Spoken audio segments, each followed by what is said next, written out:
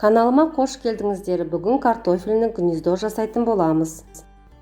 Бізге керекті заттарымыз: картоп, фарш, бұрыш, тұз, томат, ірімшік, сары май, жуа, аскөк, пергамент және форма. Алдымен қабығын ашитын заттарымызды дайындап аламыз. Ең бірінші картошкамызды тазалаймыз.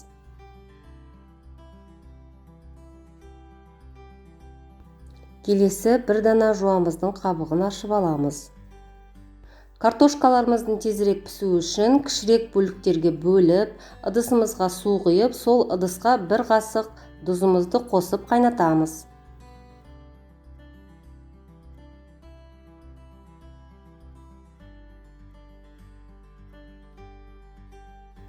Бір дана жуамызды майдалап турап аламыз.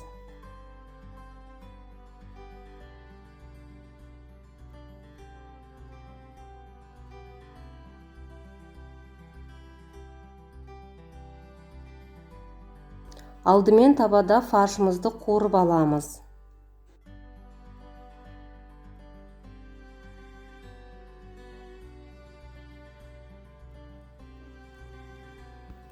Фаршымыз әбден қуырылғаннан кейін майдалап туралған жуамызды саламыз.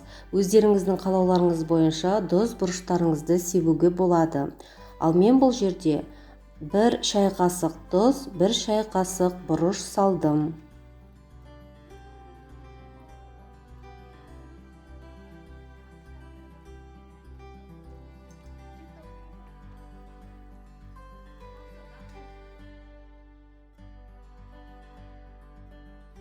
Жуамыз қуырылып дайын бола бастаған кезде 1 ас қасық томатымызды салып араластырамыз.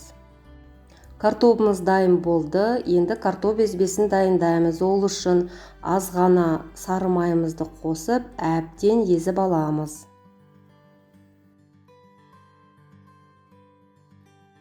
Дайын болған картоп езбесінің үстіне майдалап туралған ас көгімізді саламыз.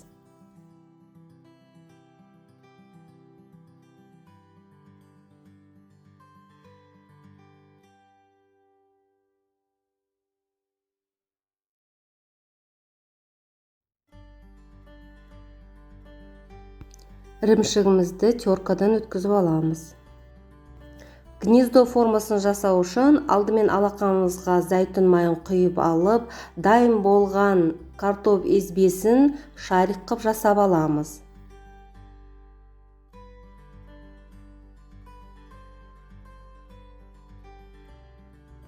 Шариктарымызды жасап болғаннан кейін ортасын осындай қып ойық қып аламыз. Оның ішіне бірінші ірімшіктерімізді саламыз.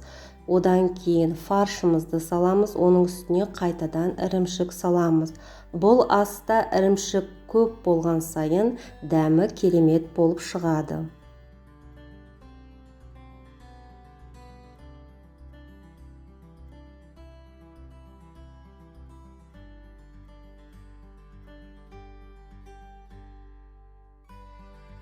Қызып тұрған пешімізге 180 градуста 20 минут пісіріп аламыз.